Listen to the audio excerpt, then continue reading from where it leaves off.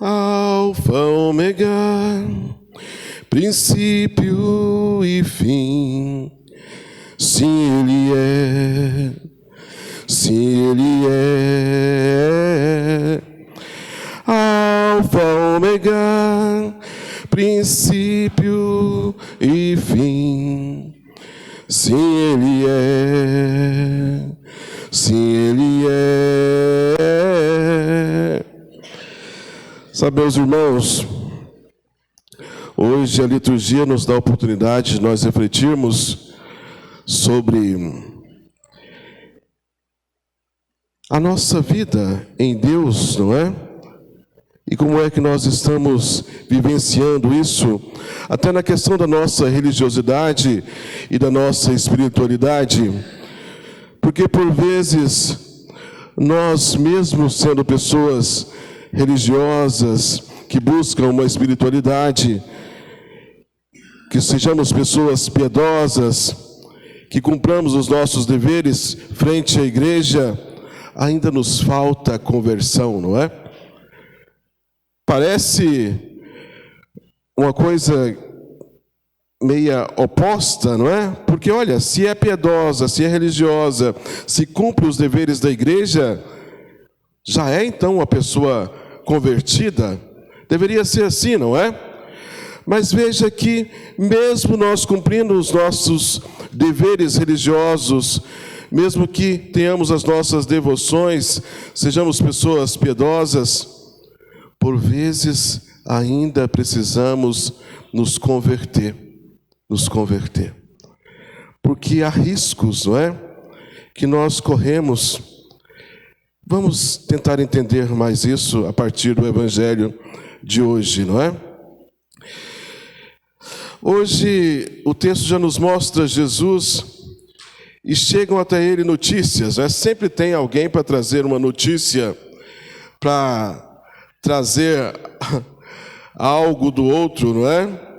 Mesmo que seja talvez uma fofoca, mas vem sempre alguém para trazer algo e geralmente não é bom, não é? Ninguém tem essa pressa de chegar até nós para contar, nossa, fulano ali, nossa, arranjou um emprego novo, está feliz, nasceu, né, o filho, coisa e tal, está feliz da vida. Ninguém vai até na nossa casa para falar isso, não é? Geralmente vai para falar coisa ruim, não é? Você viu fulano de tal? Envolvido com droga, foi preso já de novo, não é? Ninguém chega na nossa casa para falar, olha, vou te contar porque estou feliz demais. O meu vizinho lá reformou a casa, para você ver como é que está bonito, eu estou feliz por ele. Vim cá te contar. Ninguém faz isso, né? Mas a notícia ruim traz de longe, não é? E chegaram para Jesus com essa notícia. E Jesus aproveitou para dar um ensinamento, não é? A notícia é que Pilatos tinha mandado matar alguns e tinha um inconsciente coletivo, uma ideia, uma mentalidade naquela época, muito ligada a duas teologias que eu quero falar para vocês. A teologia da retribuição e a teologia da prosperidade, que ainda hoje está muito em voga nos nossos tempos, não é? A teologia da retribuição vai dizer o seguinte: olha, se acontece algo de bom ou de ruim na minha vida, isso é decorrente do meu estado, não é? Se eu fui uma pessoa boa, piedosa, acontece coisas boas na minha vida. Mas se eu fui uma pessoa ruim, se eu pequei de alguma forma, Deus vai castigar, não é? Como se Deus tivesse um livrinho lá e a pessoa foi ruim, castigo nele. Foi boa, dá uma bênção, não é? Arranjou um emprego, é porque ele foi bom, bênção de Deus. Perdeu o emprego, pecou, castigo nele, não é? Teologia da retribuição. Ainda hoje tem muita gente com esse pensamento, não é? Principalmente quando se pensa que as coisas ruins acontecem na vida da pessoa como castigo, não é? É o pensamento que eles tiveram quanto a essas duas calamidades que aconteceu, que são narradas no Evangelho de hoje, não é? Que aconteceu isso com eles por causa do castigo de Deus, porque eles pecaram. E Jesus vai dizer, olha, Vocês acham que são melhores do que eles, porque eles morreram dessa forma? Convertei-vos, convertei-vos. E eu falava da outra teologia, né, que é a teologia da prosperidade, também muito em voga hoje, principalmente em algumas igrejas protestantes, não é? É eu querer de Deus riqueza, abundância, não é? E se usa muito as palavras de Jesus para disseminar essa teologia da prosperidade, não é? Que Deus vai dar, que Jesus vai dar vida e vida em abundância. Então há promessas, não é? Olha, se você for fiel, principalmente no dízimo, não é? Se você for uma pessoa de fé, Deus vai lhe dar ainda nessa vida riqueza, prosperidade, seus negócios vão ir bem, você vai ter muito dinheiro, vai conseguir uma varoa gostosona, bonitona, ou você vai conseguir um varão, né, sarado, trincado. Vai ter muitas bênçãos ainda nesta vida, mas tem que ter fé. Se você não conseguiu isso ainda, dinheiro, uma varoa, um varão, é porque está faltando fé, né? Teologia da prosperidade vai dizer isso. Se você não está rico ainda, o que falta? Fé. E nós vemos que não é bem assim, não é? Jesus nos ensina que as coisas não acontecem dessa forma.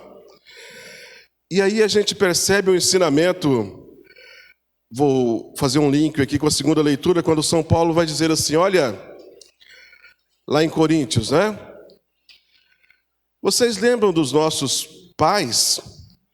Eles saíram do Egito sob a bênção de Deus, não é?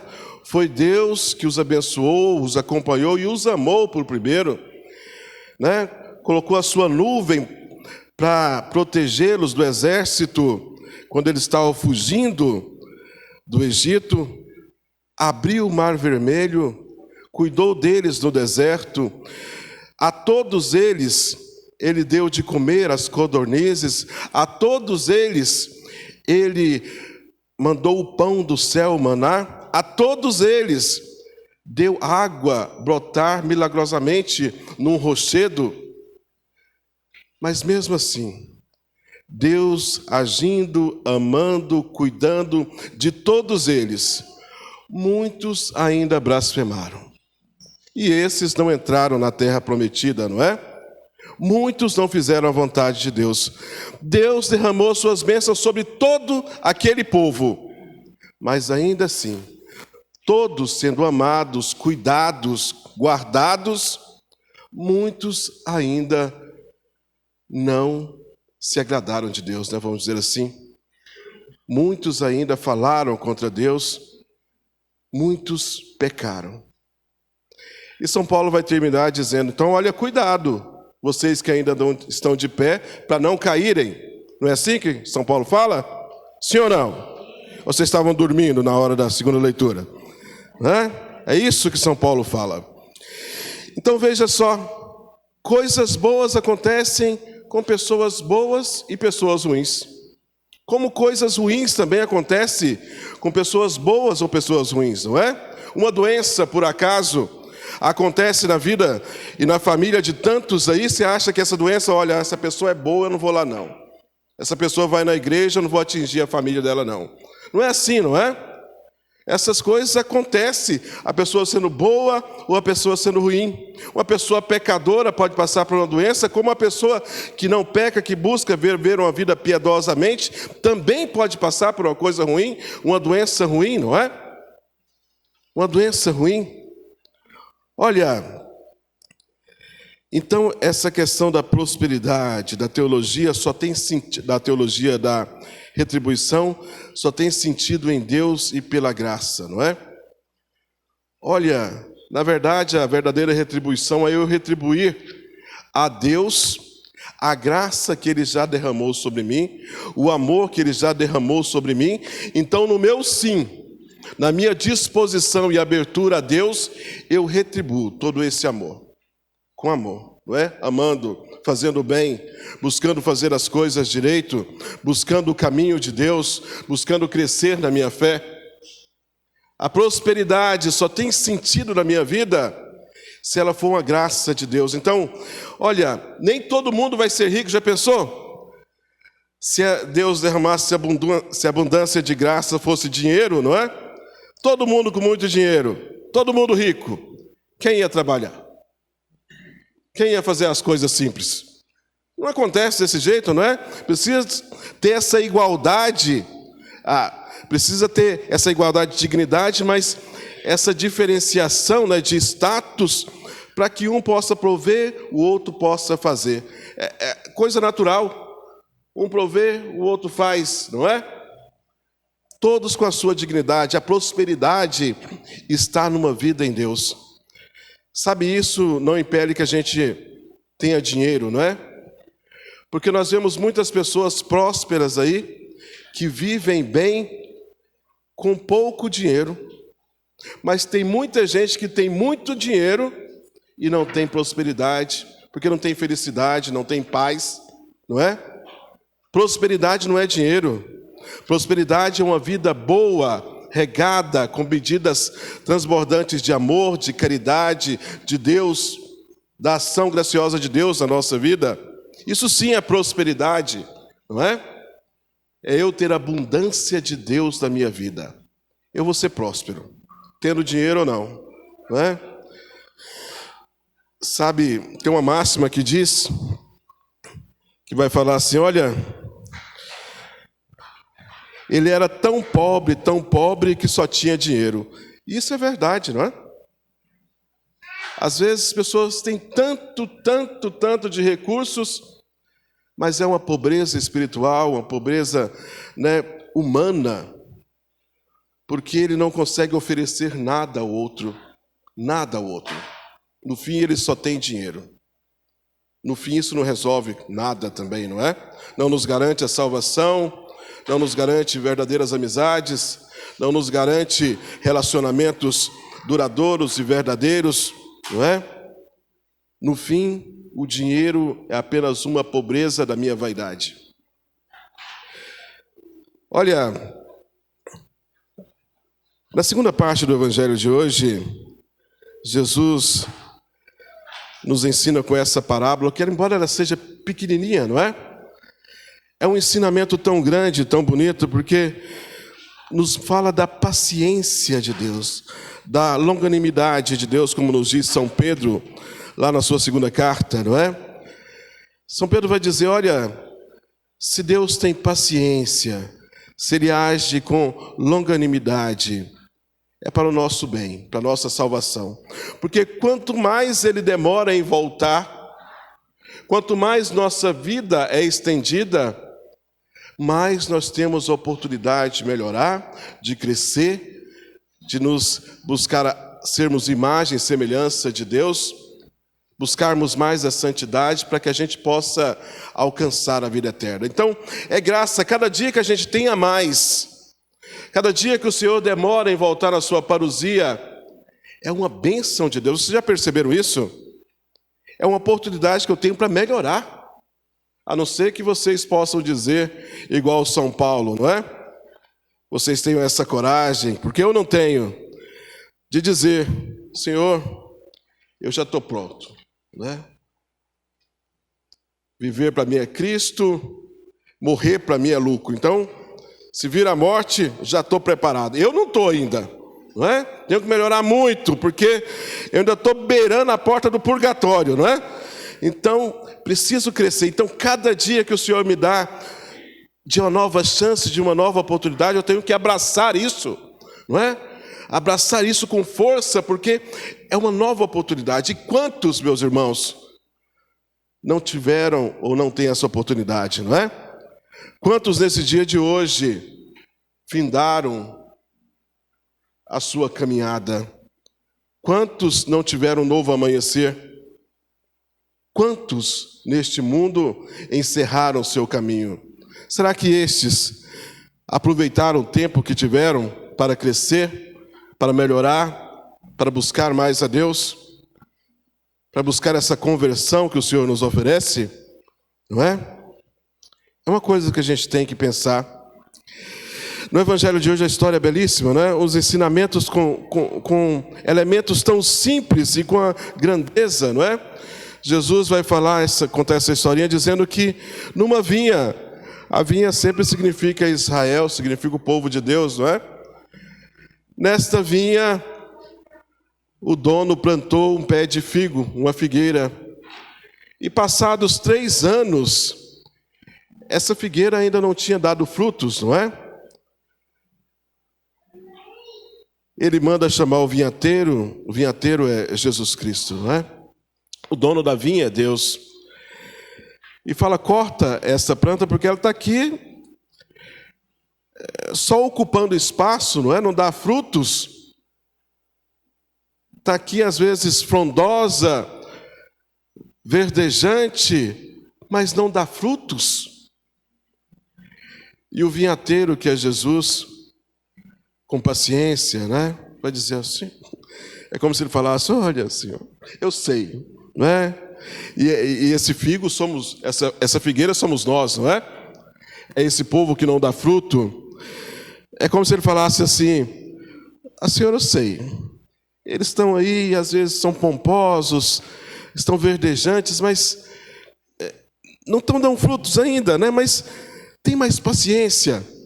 Eu vou capinar ao redor, eu vou afofar essa terra, eu vou jogar água, eu vou colocar adubo, não é? Se precisar, eu vou dar uma podada, mas dá mais uma chance, tem paciência.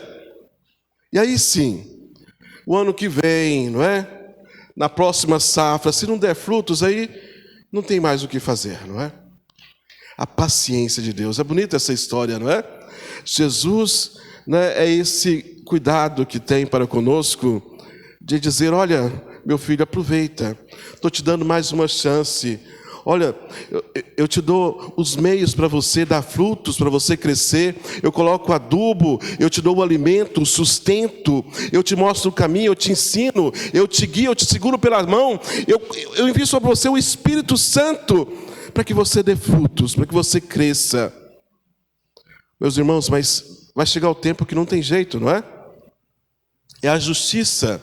Uma hora nosso tempo finda, uma hora nós temos que olhar a nossa vida e ver se a gente deu frutos ou não. Se nós somos ou fomos apenas essa árvore frondosa e vistosa, que a gente olha e fala, olha que bonito, mas se a gente mexe e move as folhas e olha no seu interior, não deu fruto algum. Não deu fruto algum, não é? É algo para a gente pensar.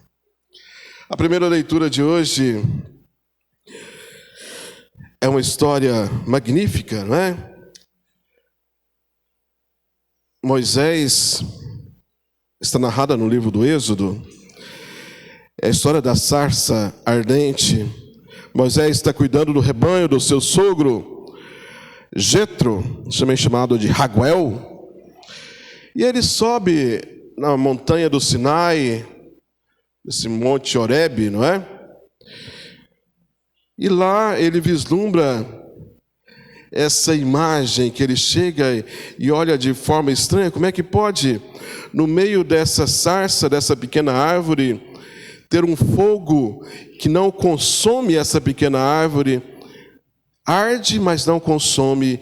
E ele rodeia e olha, e de repente a voz sai daquela sarça ardente, não é? E diz, Moisés, Moisés, e ele logo responde, como o profeta, não é? Samuel, estou aqui, estou aqui. Sabe, tem essa visão teológica bonita, não é?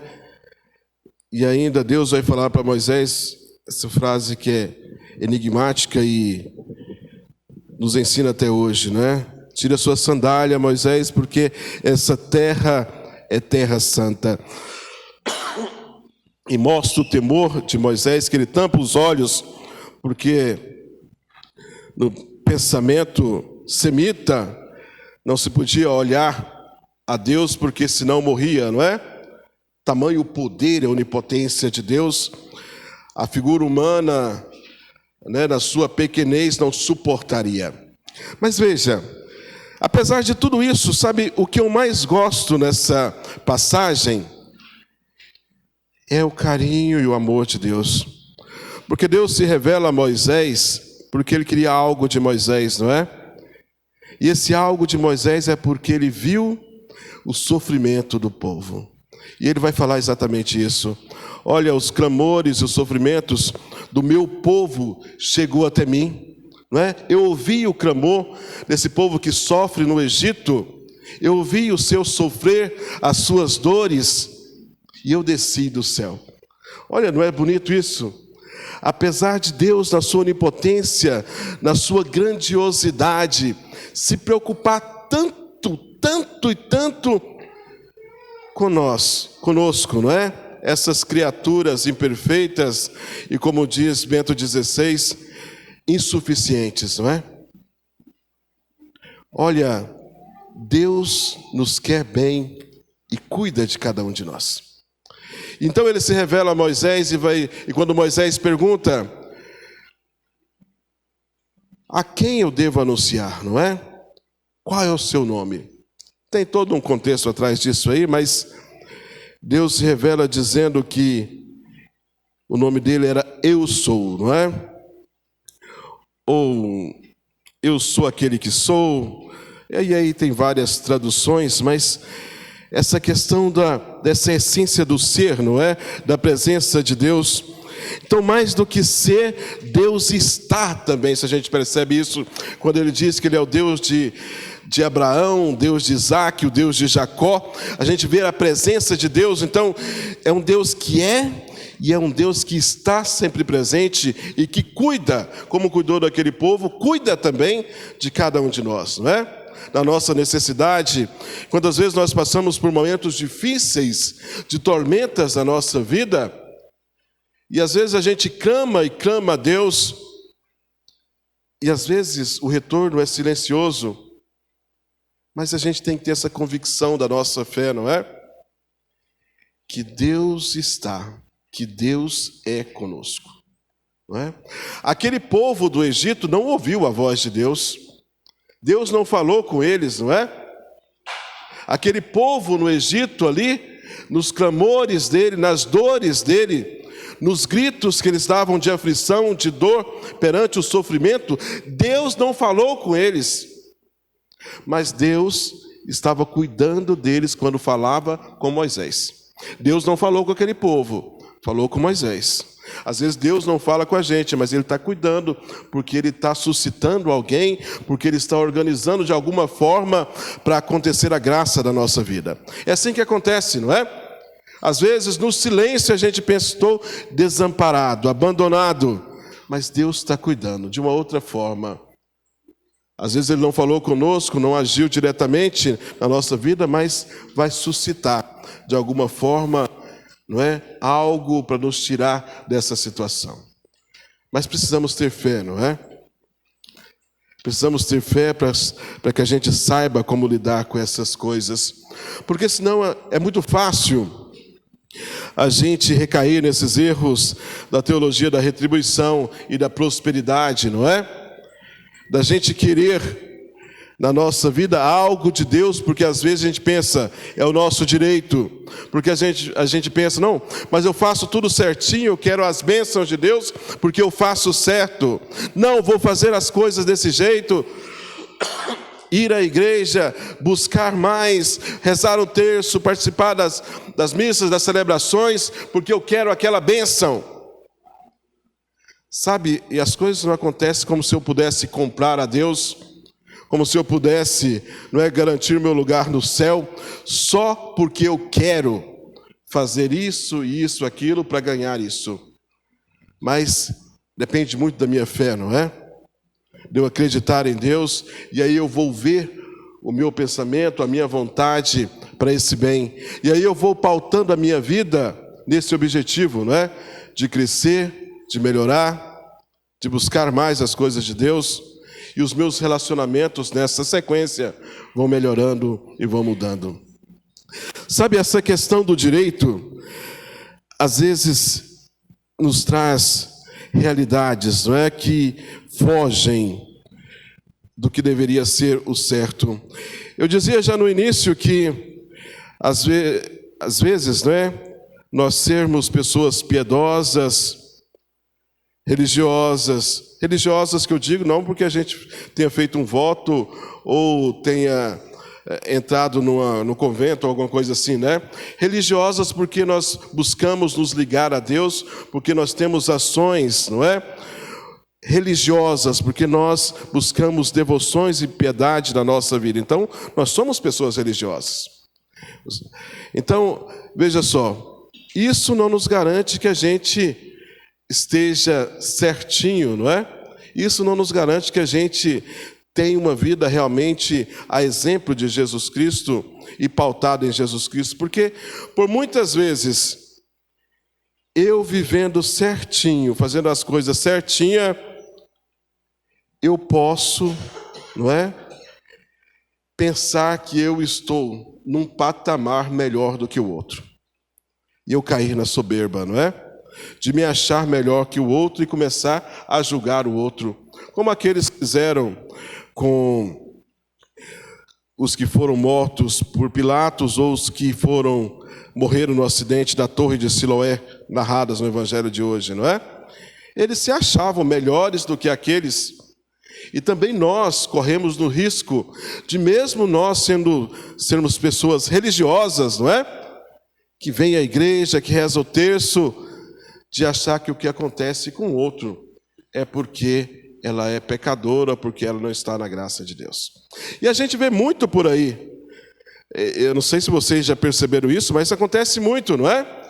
Quantas vezes nós já vimos pessoas falando, ó, isso aconteceu, cuidado, isso aí, Deus vai pesar a mão, não é? Cuidado, Deus vai castigar. O que acontece? Essa pessoa já está julgando e condenando o outro, não é? Como se ela fosse melhor do que o outro, nessa visão do que a pessoa pecou, castigo de Deus. Deus é esse castigador, não é? Então, se a gente cresceu na fé, se a gente melhorou, se a gente tem uma espiritualidade melhor, a gente tem que se preocupar com isso também, não é? Que isso não infunda em nós uma soberba, que a gente olhe o outro de cima para baixo, não é? Aquilo lá precisa rezar mais, tem que ir na igreja, e de repente a gente chega até em casa falando isso, ó, está faltando você ir mais para a igreja, né? Condenando o outro também, não é? O que está faltando? Vamos rezar o terço, não está rezando o terço. E de repente você quer que todo mundo tenha a mesma espiritualidade que você tem. Isso não acontece, não é? Na casa da gente, cada um de um jeito. Uns abraçam a fé, outros não. De repente, se você só cutucar, instigar e forçar, você está mais afastando do que trazendo para junto de si, não é? Você está mais repelindo aquela pessoa de ter um encontro com Deus do que trazendo ela para Deus. Vocês conseguem compreender isso? Sim ou não? Porque na casa da gente, na família da gente, tem muita gente difícil, né? Tem uns que gostam das coisas de Deus, mas tem uns que gostam mais de entornar uma e, né, assistir um futebol.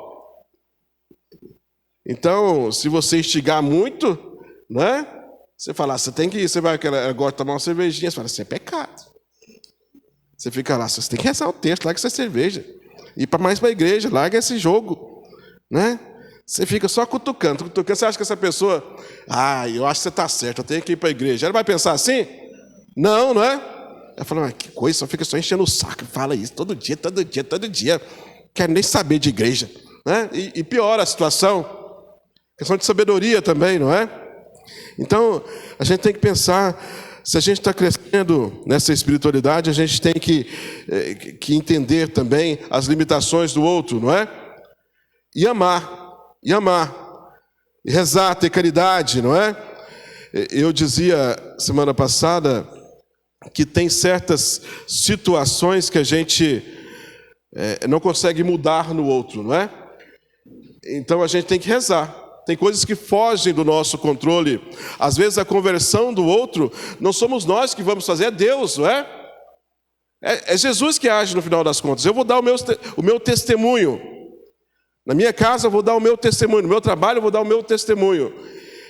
Se o agir de Deus, a graça de Deus, né, encontrar uma abertura na vida daquela pessoa, ela pode ver o meu testemunho e buscar essa mesma fé. Mas não é eu falando, não é eu, né, cutucando que eu vou mudar a vida das pessoas. É só algo para a gente pensar. Eu acho que eu já falei tudo, né? Tá bom? Sim ou não? Eu sim desanimado, já passou da hora de acabar, né? Louvado seja nosso Senhor Jesus Cristo.